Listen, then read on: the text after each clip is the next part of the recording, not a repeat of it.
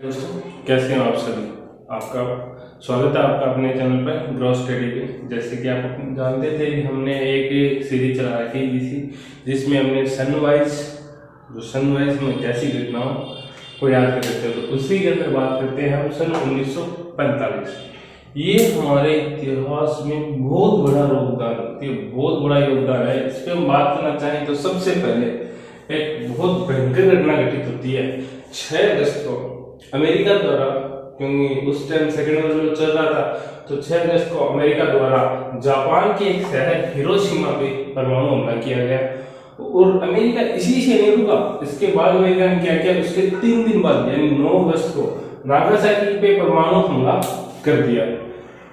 तो ये दोनों शहर जापान के थे। तो कंक्लूजन ये निकलता है कि 6 अगस्त को जापान के हिरोशिमा और 9 अगस्त के जापान के नागासाकी के अमेरिका ने परमाणु हमला किया।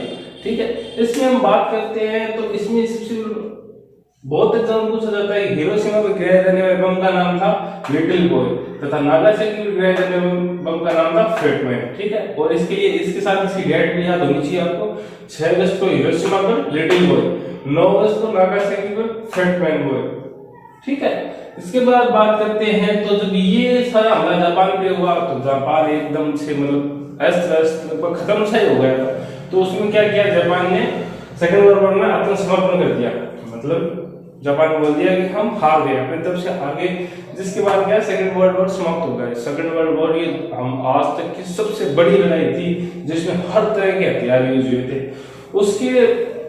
उससे पहले क्या हुआ था कि जर्मन के ताना से हिटलर, आप सब जानते हैं हिटलर कितना तानाशाही था। तो जब भी उसको लगा कि हम हारने वाले हैं, कि वर्ल्ड वॉर में वो भी था, तो उसको लगा हम हारने वाले हैं, तो उसने अपनी पत्नी के साथ एक बंकर में जाके आत्महत्या कर ली। तो उसने की 30 अप्रैल को। ये तानाशाह कहाँ का, जर्मन का। इससे रिलेटेड ये क्वेश्चन पूछा जाता है कि हिटलर कहाँ का तानाशाह था, तो जर्मन का। ठीक है, इसी के बाद 15 अगस्त को क्या हुआ कि सेकेंड वर्ल्ड वॉर खत्म हो गया। उसके बाद 18 अगस्त को नेताजी सुभाष चंद्र बोस विमान से कहीं जा रहे थे तो उनकी ताइवान में विमान से दुर्घटना का उनकी डेथ हो गई। भाई आंकड़े बताते हैं कि उस टाइम सुभाष चंद्र बोस जी मर गए थे, लेकिन अभी भी इसका कोई साक्ष्य नहीं है कि हाँ उस टाइम ही मरे थे। लेकिन यही बात याद रखनी होती है। 18 अगस्त को नेताजी सुभाष चंद्र बोस का विमान दुर्घटना में निधन हो गया।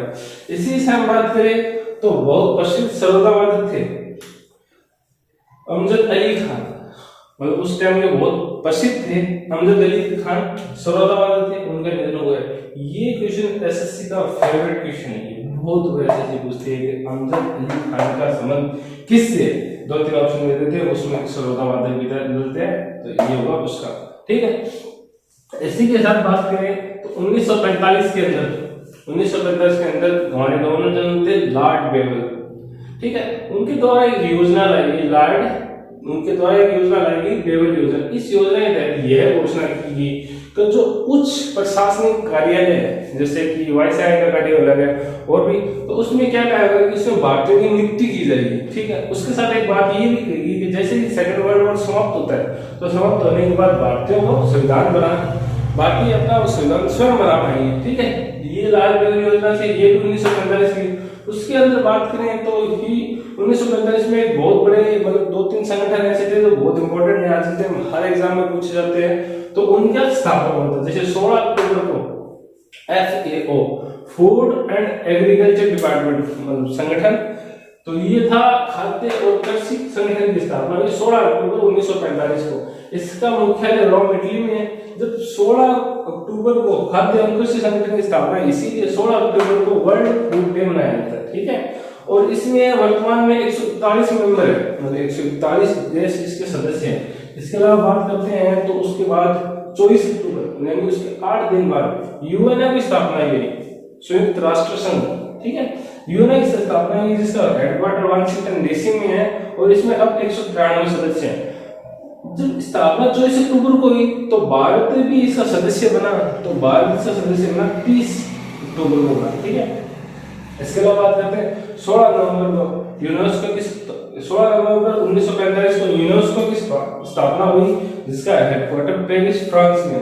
यूएनओ पर हम एक अलग से वीडियो बनाएंगे क्योंकि ये यूएनओ बहुत बड़ा मतलब संगठन है। हर एग्जाम में लगभग एक दो क्वेश्चन बनते हैं इसके। ठीक है, इसके अलग से वीडियो बनाएंगे एक और।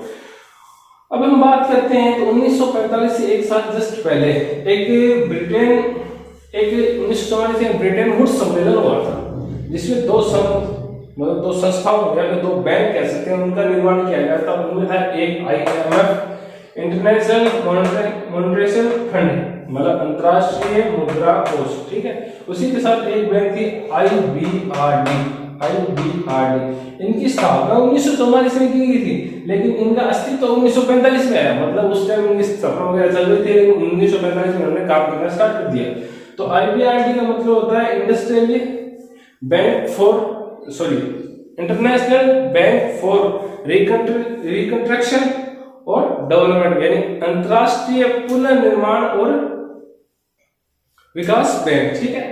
तो अब बहुत लोग कहते हैं कि ब्रेटन वुड्स सम्मेलन में वर्ल्ड बैंक की स्थापना हुई थी, तो ये चीज गलत है। आज हम आपको बताते हैं कि ब्रेटन वुड्स सम्मेलन में IMF IBRD की स्थापना हुई थी, ठीक है। और इन दोनों को कहते हैं जुड़वा बैंक। लेकिन आगे चल के क्या होगा, 1960 में एक बैंक की स्थापना होती है जिसे IDA कहते हैं, अंतरराष्ट्रीय विकास संघ। IDA अंतरराष्ट्रीय विकास संघ, इसकी स्थापना हो रही है। इन दोनों के मतलब मिलन से वर्ल्ड बैंक का निर्माण होता है, ठीक है। मतलब IBRD और IDA दोनों को संयुक्त रूप से वर्ल्ड बैंक कहते हैं। और इन वर्ल्ड बैंक और IMF दोनों का मुख्यालय वाशिंगटन DC में है, ठीक है।